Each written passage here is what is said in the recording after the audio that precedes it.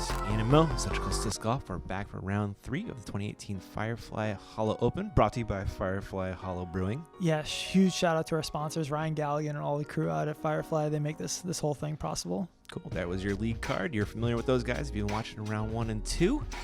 You should also be familiar with hole 1. Yeah, hole 1 would be a pretty simple hole if it wasn't like the first hole. That river on the right that you can see kind of trickling is definitely in play. Like, you can't see it from the tee, but it is 100% in play. You can kick there easily. Yeah, absolutely. It's one of those holes where you like actually don't want to throw something that's stable. I think you want to throw like a flip up that kind of glides. First on the tee. Sorry, where were you from again? What? Turner, Maine. First on the tee from Turner, Maine, representing Prodigy Disc and Flight Factory, and our defending champion, Cooper Legee. Well, I feel dumb now. It's so clean cut, bro. He's rocking a beard right now when he's next to me. It's my fun employment beer. Beard. That's what I call it. Nice. All right, we got Cooper up first after that 3-down round in round 2. Yeah, that's scorching hot out here at Rockwell.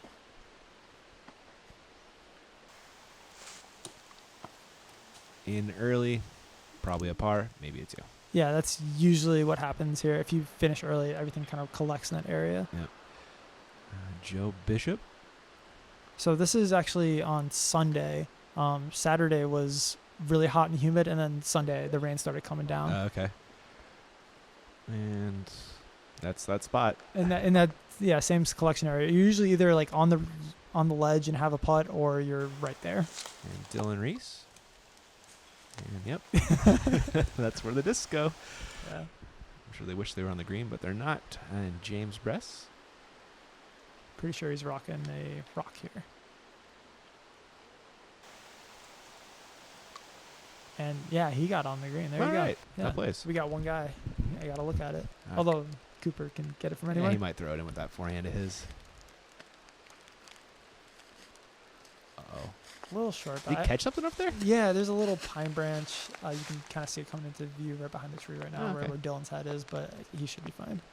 Dylan's got to look. There is OB behind, but hopefully should not come into play. Yeah, you'd have to crush this putt. Yeah.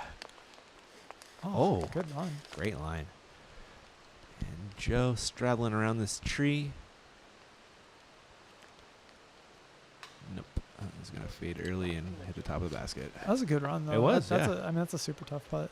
Ended up closer than I thought it was going to be. James, great drive. So we can not let the shrubbery bother him. Can a good putt. Oh, they don't call him Big Game James for no reason. That's huge. That's a good putt to start your round. It sure is. Joe coming back for his par. That's not how you want to start your round. That is the opposite of the James start. Yeah. And Joe Bishop, he's one of the most talented golfers I've ever had the pleasure of playing with. The only thing that might hold him back is like his mental game. So we'll see if he can keep it together here after taking that bogey. Hopefully so. It does make the 4 at least. Yeah, for sure. Doesn't snowball. Dylan with or sorry, that's Cooper, wasn't it? Yeah, that's Coop. Cooper and Dylan. They have very similar body types. Yeah, both tall and like lanky. Yeah, absolutely.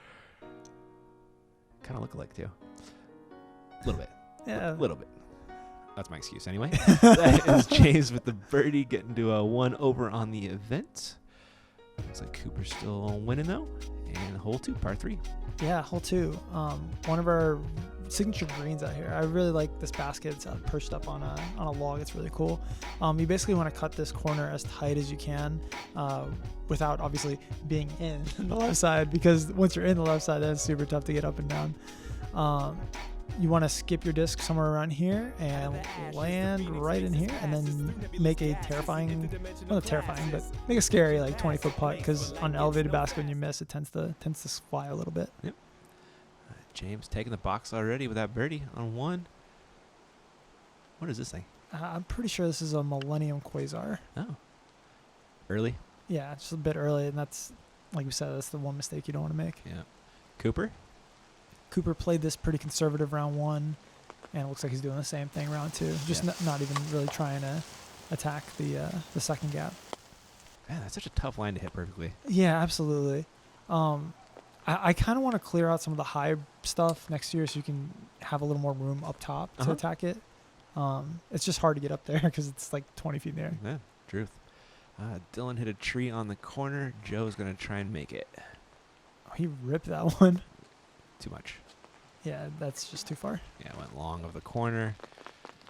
Got Dylan's second shot. That's a good little sidearm right there. It didn't like dump out on him. Yeah.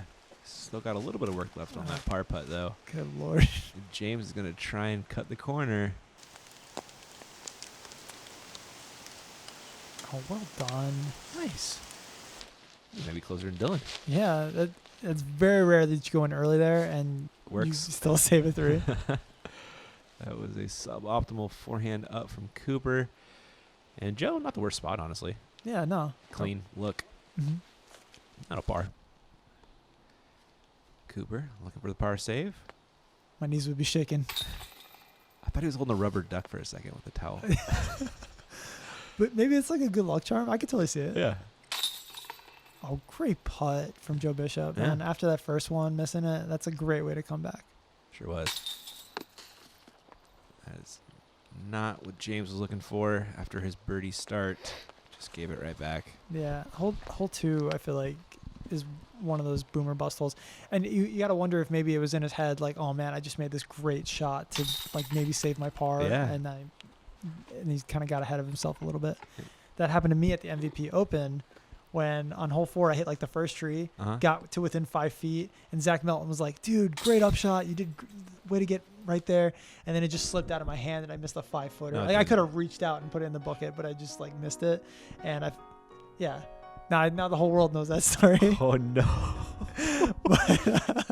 Simon missed a shorter than 5 foot one, so. Yeah. Yeah. Oh, yeah. Hole 3, par 3, 330. Piping it straight up the gut. Yeah, this is a really cool hole. It's kind of modeled after, speaking of Maple Hill, it's modeled after hole 3 at Maple, where you're kind of flexing something through the woods.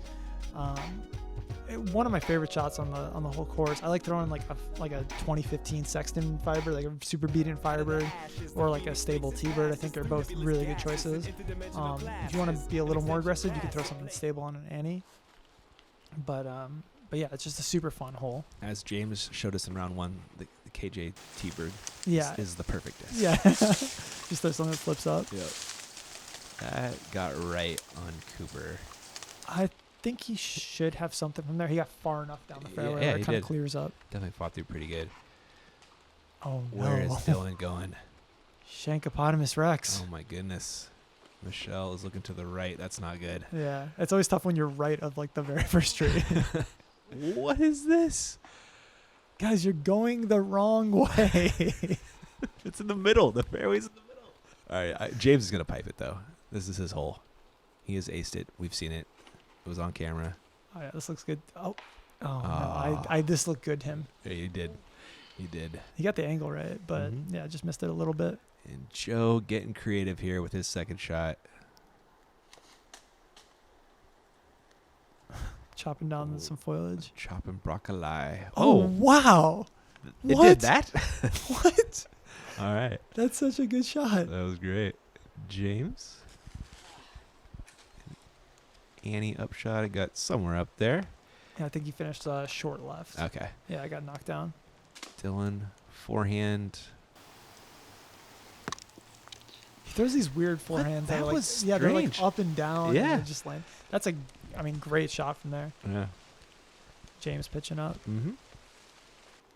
So that's going to be a bogey for him again. And Cooper, you can see, got far enough down that he doesn't have that much to deal with. There's these little laurels, but yeah, no problem for Cooper. With his forehand upshot game. Yeah, absolutely. No That worries. PA3, man. Mm-hmm. Joe for the par save. Living on the edge. That was high, but in. James for a 4. Good putt. hit. Yeah. There's a cleanup from Dylan as well. James is like way up there. So I mean, this is a pretty big beat here. There's a lot of added. There's more added cash than was required. So there's a lot of money on the line right here. Nice. And I think this is James's. This is like the biggest tournament that James has been like this high up in. So it's really cool to see how he's gonna deal with the pressure going into the final round, basically. Well, his name's Big Game. He better step up. Better show up, man. Hole 4, Mo. Yeah, hole 4. A marvel of engineering. Maple Hill, hole 10. Eat your heart out. This is our castle here at Rockwell. You basically want to either be aggressive through the middle and finish to the left and try and make your 15-foot putt, or you can play to the backside, just kind of acknowledge that you're going to go long and then you're just pitching up to make a 3. This pin is super beautiful when you're looking at it from that side because you can just see it's like framed in the mountains behind it. So it's a really cool looking green. Cooper going for that backhand right into the wall again, it looks like. Oh, perfect. That's a putt. Yeah. Hopefully he doesn't hit the wall. Look at the putt again. He's though. really close to the wall. He I don't is. know. I'm worried. I'm sure he learned his lesson though. Yeah, absolutely. And here's the preferred line. This is what I think like everyone should do is just throw the sidearm. Dylan turned it a little bit much, but I really do think that's the way to get like really close to the bucket. Joe going for the backhand though. That came out real early. Yeah. And that's the disadvantage of attacking that gap is if you miss it, it's like if you attack the right gap, it's almost impossible to do that bad. Oh no. Oh man. Unless you do that. That's like the only mistake you can make if you're going wide. Joe's upshot. It's not looking easy. Oh, that's great. Sits it. Yeah, I mean, from back there, that's really good. And nice. Oh, dude, there's Mr. Ditter. Ditter is OG's called Ditter and OG. Yeah, like Ditter's like the original Connecticut disc golfer, man. Fair. That was a good upshot from James. And Dylan. Oh no. Sits it. That happens. Oh my. If you miss that putt, there's like 100% chance it's gonna roll away like that. Cooper for the 2. Huge putt. There he goes. Way to totally redeem yourself, Cooper. I know. That's got to be so scary after you just watched Dylan like miss it and go long. Yeah. I mean, that's a tough putt. It is, yeah. It's a 4, but it's not the worst. And James pitches up. Dylan, is he gonna run this? I think. Oh, he did. It's a scary run, but yeah, it sat for him, thankfully. Yeah, misses, but thankfully does not pay the price. Drops in at 4. I'm really excited about how this green turned out because this hill was made of sand and it was going to wash away. It was washing away a lot quicker than we thought it was even going to be washing away. So we kind of had to do something right away. And Jeep just sent me that text message with like the drawing of it and, you know, like, I don't know, a month of hard work later, and we had this really cool wall, and it's now like one of our signature holes out here. Really cool. Cooper getting 2 strokes on the card right there, though. Yeah, that's a big momentum swing right there. Yeah, stacking that lead up to 3, it looked like a whole 5. Just really, really downhill. Rockwell is, known for its elevation. Every hole is either really uphill or really downhill, and this is one of the downhill ones. You kind of want to aim at the tree that we were flying by just a second ago, have something flip up, and kind of ride down this hallway here. The gap is super tight initially it's like 10 or 15 feet, but then the fairway opens up pretty wide, especially by Connecticut standards. And then these last 2 trees that kind of frame the basket really, really beautifully, and the basket's actually on this like little hump almost. It's a little elevated, but nothing that will like throw you off. Cooper's got the box, and that's a common mistake is you throw something flippy that you tend to flip up, but then you put it on too much hyzer, kicks left. Mm-hmm. Dylan doing the same thing, but he is getting the flip he needed. Yeah, more height, and that would work. That would have been perfect. Yeah, if you threw it just a smidge higher. See what Joe's got lined up. So I don't know if you guys didn't watch round 2. Joe throws these beautiful sidewinder shots. This is not one of them. This is not one of them. That was a sidewinder though, which is cool, right? Yeah, I think so. James. I love how he throws that shot. He like barely throws it. Yeah. It's so downhill, you don't really have to, right? Right. Does come up a little bit short, but it'll have a long look at the 2. Cooper, second shot, flex forehand. Oh, He's got a little bit of a ways to go, but definitely puttable, especially for Cooper. yeah. Good out from Joe right there. Yeah, the right side is actually relatively clear. Huh. Of the two sides, that's definitely the one where if you're going to make a mistake, that's the place to be. James with the long look for the 2.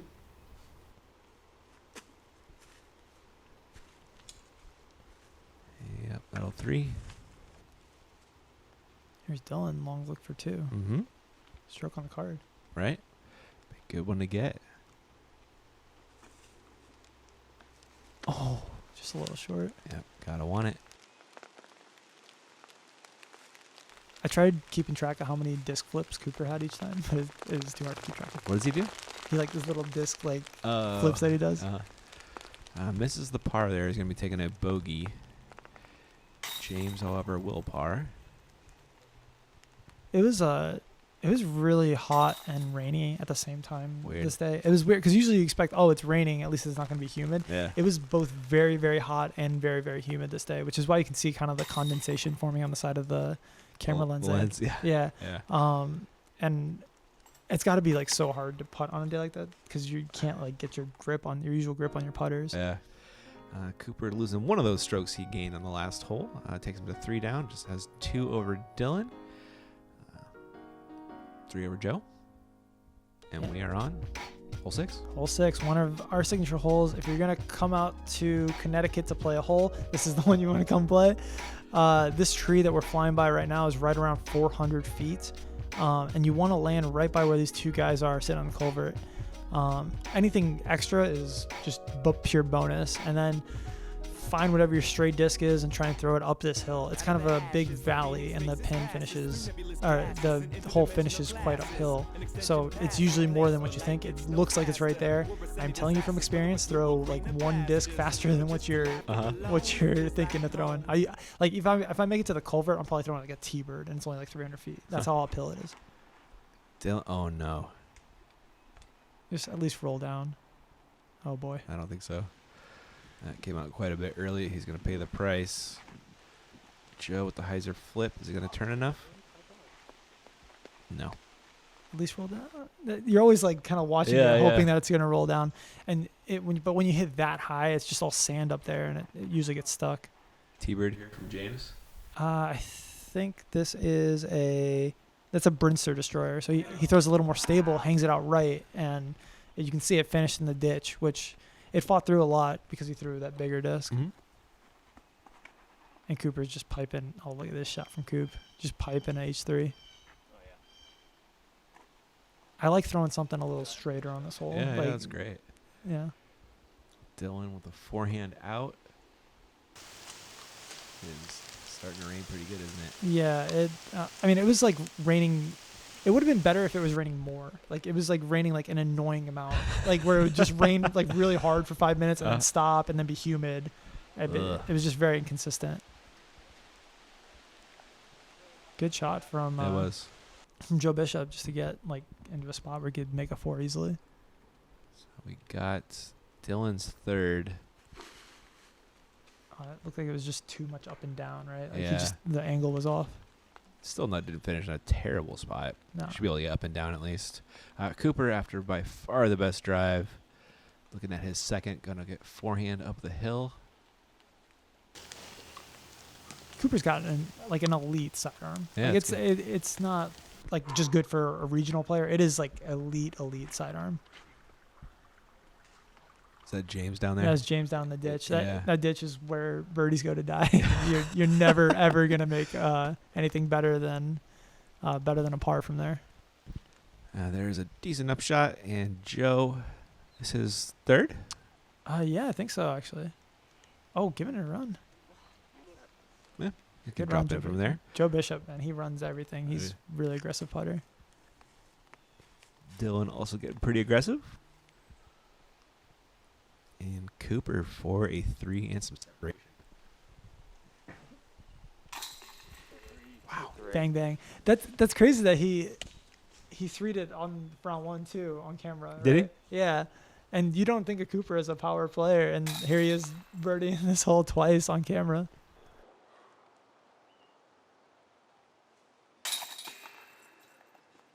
I feel like Cooper's kind of like the Nate Sexton of our area, where it's like, you know, you're like, oh, Nate Sexton doesn't throw that far. But then you actually watch him, you're like, Nate Sexton crushes. Cooper's like kind of the same way, where you're like, oh, Cooper doesn't throw that far. He's just really consistent. But like, no, he actually like bombs.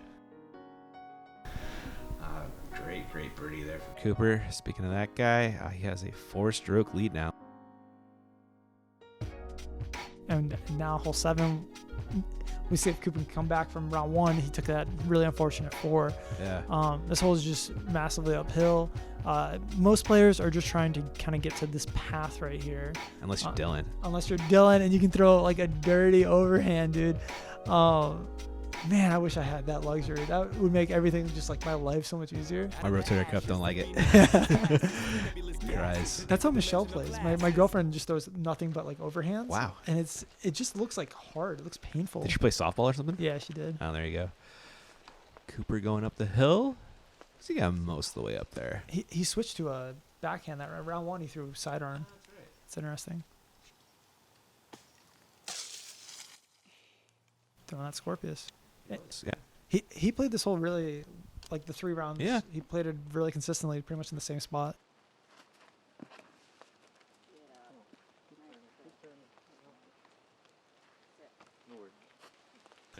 And yeah, it worked before. It might as well do it You again. got to.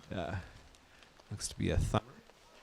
I'm pretty sure he's thrown. He said he was throwing Nuke OS for all these.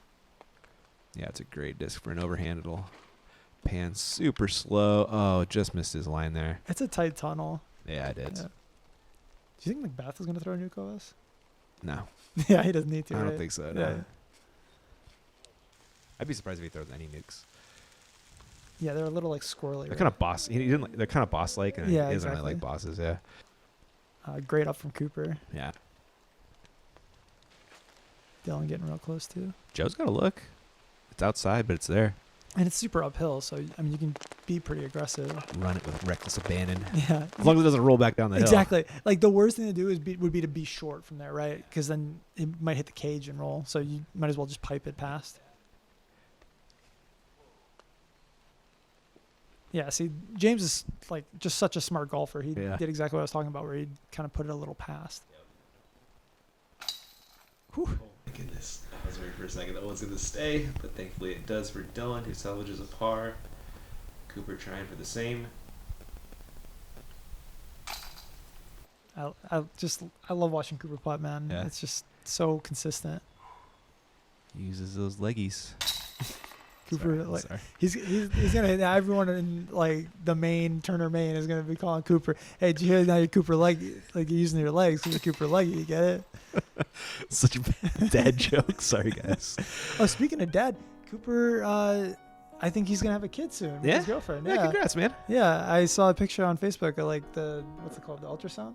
Uh-huh. Yeah, Yeah, so yeah. shout out Cooper, man. Nice, man. That's an adventure right there. I'll tell you. It's a great one though. Hole 8, par 3, Mo. Yeah, this is really similar to hole 2, where you want to cut it as tight as you can. These 2 trees are the 2 you can see from the tee, the 2 that we're flying by right now. Those are the 2 that you can see from the tee that you want to be just to the right of. You want to hit somewhere around here with something overstable and have it skip into the green. I found that players who actually don't throw as far tend to be more successful in this hole because they can throw something just to the corner and then it just falls in. So it's kind of interesting that way. Cooper. This looks pretty good though. Yeah, I think he's a little long, trying to get Mr. He is, Bitter. isn't he? Yeah, he's almost on 9's fairway. That's like the number 1 mistake that players tend to make. Is they tend to go, like they tend to just flatten something out, overstable, and it like glides on them. James. It's gonna work. Cutting it inside a little bit, but yeah, it's like, it's skip. Ooh, that was spicy. It's like magic. I swear to God, because there's a million trees if Yeah. you go inside, and I feel like no one ever gets caught up in them. That's pretty funny. Oh my gosh. I was worried about that one. That was really scary. Let's see where this is going for the Michelle cam. Oh, okay. So he did kind of sneak through some Yeah. stuff. Ooh, that's good. Yeah. Hey, he's got like a 40-footer. That's Yeah, not bad yeah. considering like he probably yanked that a little bit. Yeah. Don't see too many 2s. You'll take a 40-foot look on this one. And Dylan going long too. Yeah, I mean he got the angle right, but yeah, I think he went a little long. Coop's second shot.